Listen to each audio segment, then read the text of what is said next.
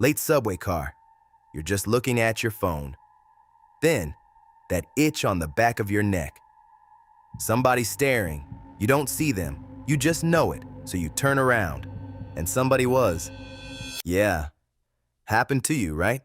You're not psychic, but you're not crazy either. 2 out of 3 people swear they feel this. It's got a name since 1898 and a real explanation. Give me 10 minutes. You'll never trust that feeling again. Meet Dana. She's 34, works the front desk at a dental office out in Queens, takes the 7 train every morning. She's got a mean little cat named Biscuit, does her laundry on Sundays, and listens to true crime podcasts on the way to work. She's the most regular, grounded person you've ever met. Feet on the floor. Nothing weird about Dana at all, except one thing. She's been carrying something around for years, and she's never told a soul. Here's what Dana lives with. She's at her desk, middle of a normal Tuesday. Phone's quiet, lobby's empty. And out of nowhere, that prickle on the back of her neck. Somebody's behind her, watching. She turns around. Nothing. Empty hallway. It happens on the train, in line at the bodega, standing at her own stove at night. That feeling that eyes are locked onto the back of her head. And every single time, she turns and there's no one there. Man, I'm not gonna lie. Saying that out loud gives me the creeps. You've felt this. Maybe once. Maybe at a party. Maybe walking to your car. For Dana, it's not once, it's daily, and she's spent years convinced something was wrong with her. So, I want you to hear how she puts it. In her own words. It's not fear, exactly. It's like a switch flips. Something in my body knows before I do. The hair goes up, my shoulders tighten, and I'm already turning before I decide to turn. And then, the part that messed with her head for years. Half the time, somebody actually is looking. They catch my eye the second I turn around, so I figured I was picking up on something real. Something other people couldn't. She thought she had a sixth sense. And look, I can't sit here and act like I'm above it. One night, I'm walking back to my car after a late shift, empty lot, and my neck just lit up. That burning feeling. I turned around 4 times. Nobody there. But it was so physical, I started power walking like a fool to my own car. Now picture feeling that in the middle of the afternoon, at your own desk, with the lights on. She never told anyone. Who do you even tell? Here's what Dana didn't know. This thing she'd been hiding for years, it's got a name. Scopaesthesia, the feeling of being stared at.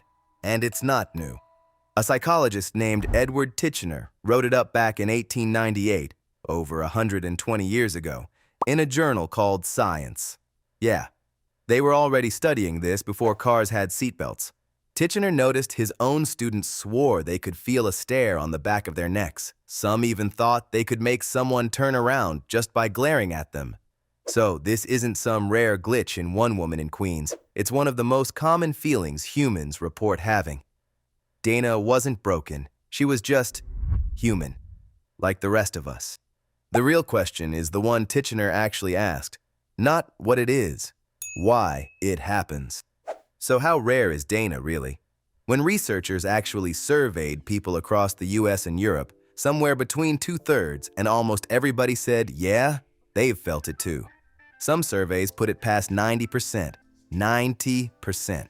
That's basically the whole room. And it shows up most with strangers, in public, on the street, in a bar, jammed in a subway car at rush hour. Sound familiar? She's the rule, not the exception. Which makes the next question hit even harder. If we're all feeling it, what's actually firing inside the skull when it happens? Okay, so here's what's actually going on up there. Your brain's got a piece of hardware that does one job obsessively. It tracks eyes. It's a strip of tissue called the STS, and all day long it's doing geometry. Where are those eyes pointing? At me or past me? And it's fast, way faster than your thinking brain. Before you've even clocked who's in the room, your amygdala, the alarm system, has already flagged a direct gaze and lit up. That little jolt, that tightness in your shoulders, That's the alarm going off before you consciously see a thing. Your body knows before you do. That's not a feeling, that's wiring. And the reason it works so well is right there in your eyes. We've got way more white around the colored part than any other animal, like the eyeball came with a built-in turn signal pointing exactly where you're looking.